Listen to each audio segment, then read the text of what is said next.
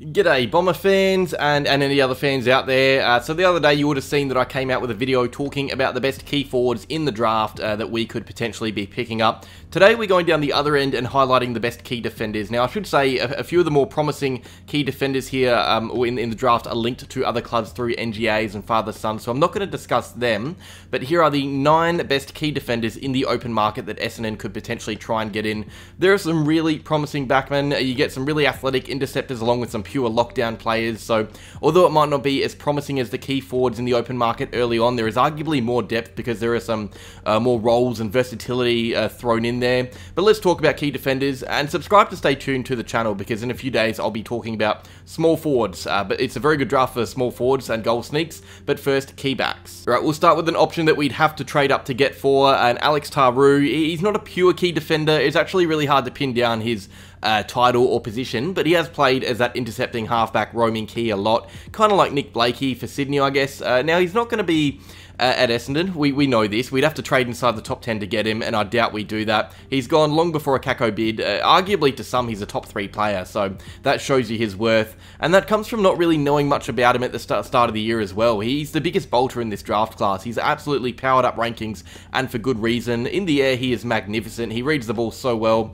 and his leap is unmatched. He's not held down to one role either. He can be like Josh Weddle and act as that halfback to start, push up on a wing, maybe even run through the middle. He's athletic enough to play anywhere, but I really like him down back. I think there aren't many players as, I guess, captivating as Tauru. He's already earned a nickname from Cal Toomey. That's how you know you've made it early stages of the draft, the Flying Viking. I'm super intrigued to see how his career unfolds. He's definitely a top 10 contender, easily a top 10 contender. It's hard to know how early teams will act on him, but he is right up there in this very even top stage of the draft. He's a super player. Lloyd Trainor is a little bit the opposite of Tauru in that he started the year as a top 5 contender but slowly slid down, partly because of the rise of Tauru.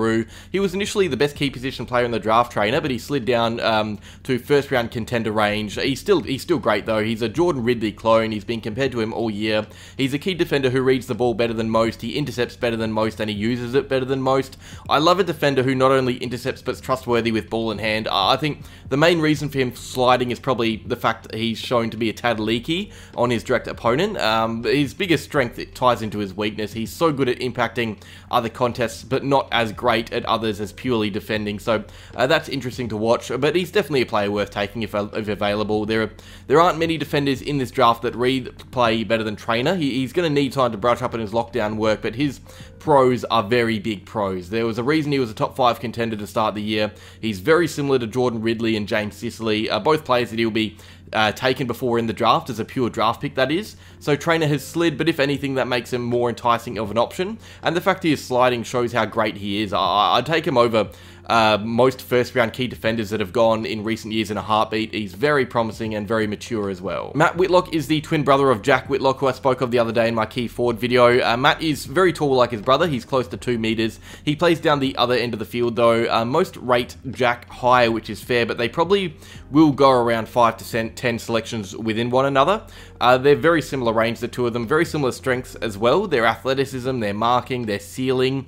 But I like Matt's versatility. He's not only a good interceptor down back, but he also went up forward to kick bags of goals alongside his brother in some games. He's one of the better swingmen in this draft. He's still quite raw and definitely tearing games apart due to size, but it's still promising to see a young key position player thrive as much as Whitlock has in different roles. Both Whitlocks, to be honest, do that. I prefer Jack as a player, but Matt is a very promising key defensive option. I don't know if we'd want to take him, another 2 meter project player down back. We already have Cox, Reed, Hayes, Mackay's a ready-made option. I doubt the club wants Whitlock to add more height to our already tall backline, but Whitlock is a promising young defender. Noah Mraz. He was a really hyped player at the start of the year. It came from training sessions with Collingwood and how much he impressed there. So he spent time in an AFL system and raised eyebrows, and that's a tick. The issue with Mraz is that he injured himself so early into his year, so we just haven't seen enough of him this year fully fit. I've seen a couple of performances, one good, one not so good. It's a small sample size, it makes it really hard to judge him, but based on his athletic profile and the small parts of his game I have seen, I can see why he is a first round contender. He's imposing and really clever from a positional sense. I feel like he's really good at judging his speed or lack thereof and putting himself, I guess, coping with that. He does get caught out one-on-one when a ball is pinged in fast, but he can intercept other contests and win his own if it's a high moving footy. I think this is a play that will really thrive or fall flat depending depending on the system he's placed in. He needs good defenders around him, and if he has those, I think he's going to be a very good player. Another really prominent, tall, intercepting key defender. Probably not the type of player we need, but if he slides and slides, which he could, it'd be worth a later pick. Harry O'Farrell. I like this guy. Last video it was Jonty Fool who I was getting hyped about. This time it is Harry O'Farrell. He is as pure a lockdown defender as you will get, and that is what makes him enticing for me, because we just haven't had many good lockdown defenders at Essendon. He's actually played up forward a bit, but I'm not going to talk about that because it was only once or twice, and most of what I've seen that caught my eye was early in the year in defence. I have seen a lot of him because he plays with Kako in the Talent League, so he's Kako's teammate. So he's someone I've watched closely, although he has only played a few games because of injury. But a bit about him, he's really smart, he's someone you put on dangerous forwards, he's really good at limiting the space of a key forward, so he might not get 30 spoils and intercepts a game, but he'll close down a lead really well and force the ball to be moved elsewhere. That's a lot of his best footy comes away from where the ball is, and that's really valuable. His positioning is first class in that sense. I love that from him. There are some downsides. There's a reason he probably doesn't go in the first round. Injuries have made it hard for him to remain consistent throughout the year, and you got to wonder how much that'll take its toll on his body. But there is also just not as much to his game as other defenders. Yes, he's played forward, but I didn't really think there was that impressive a spell. His intercepting isn't amazing, but we already have two great intercepting defenders in our team at Essendon anyway. I wouldn't mind a pure lockdown. Injuries make it a question mark, but if he's available, I'd like him in our team.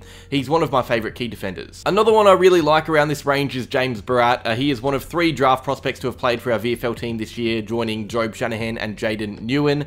He was actually mainly a key forward most of the year, that should be noted, but I personally think his best work has come in defence. It's definitely close though, he's a swingman, that is for sure, and I wouldn't be surprised if he has a few positional switches in his career. There's a bit of Kale Hooker in that regard. We haven't had that good swingman since then, so I wouldn't be opposed to drafting Barrat, and I'd actually, if I was you guys, be keeping a pretty big eye on him. I think we're going to be linked pretty heavily with him come draft night for many reasons. It's a needs-based thing having that key defender swingman, but he also grew up supporting the Bombers. He's an Essendon fan. He's played for Essendon, so there's definitely a bit here.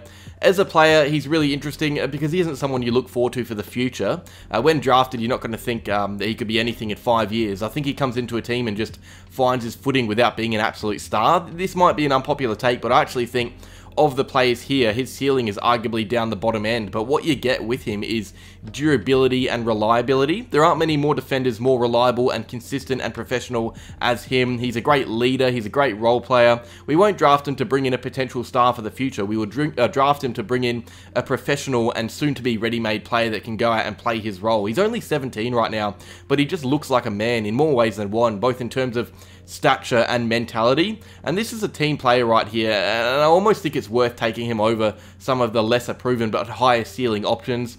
I really like Barrat as a draft option if he slides. I think O'Farrell and Barrat are the two I would most like to see at Essendon in this range of the video. WA boy up next, Clancy Dennis. He's an All-Australian at Champs. He had a really good campaign with WA, and he's had some great games for Claremont from all accounts. I've only seen him at Champs, so I have the luxury of witnessing him at his best, and his intercepting was top-notch. He just reads the ball faster than those around him, including his teammates. One-on-one, he was hard to beat, and from all accounts, he's a terrific leader as well. He's received lots of praise for his vocality. I don't know if that's a word, but I'm making it one. There's another example of a player who suffers from his draft class. I honestly think we would be talking about him as a first-round contender in other years, possibly, and it's why this late stage of the draft is so promising. He actually doesn't have many weaknesses to his game. He can definitely improve across the board. I'd like to see him more prominent with ball in hand. I think the game often slowed when he had to kick, but from a defensive viewpoint, there is so much to like about this player. The only worry is go-home factor. If he was Victorian, I would be very, very hyped for him. Alright, from here, these guys may well go undrafted, so there's a bit of a tone shift. They'd either be late or rookie options, the next few. Mitchell Lloyd was a very solid defender for Rebels in the Talent League. He was a really prominent player for them, playing as that second or third key a lot of the time. He's a bit smaller, 192 centimeters, but he's smart with his craft, and he's a good solid back that you can rely on. He was in the RMC team or squad of the year, I think. His size is a bit of a question for me. I saw him get opened up a bit by Harry Armstrong in the Talent League Grand Final, but it should be noted he was only really supported by other smaller defenders, so I guess there's every chance he flourishes in a system with more reliable and taller names around him. He could easily be a handy pickup. Tate Delmenico is another probable rookie, I'm going to say. He's also undersized. He's only 190 centimeters tall, so he's definitely not a key. This is a third tall at most, maybe even a Mason Redmond type who's taller but a general defender. I have him here though because his big strength is his intercept marking. He's very good at reading the ball in the air. If he was 3 to 4 centimeters taller, I reckon we'd probably be talking about him about 30 or 40 picks higher in the draft order. But I would say some list managers might be a bit scared of that size, which puts him in an awkward range. He's a terrific judge of the ball in the air. He's also a strong contested mark despite his size. So if he does manage to have a cheeky growth spurt, could be a real bargain pick.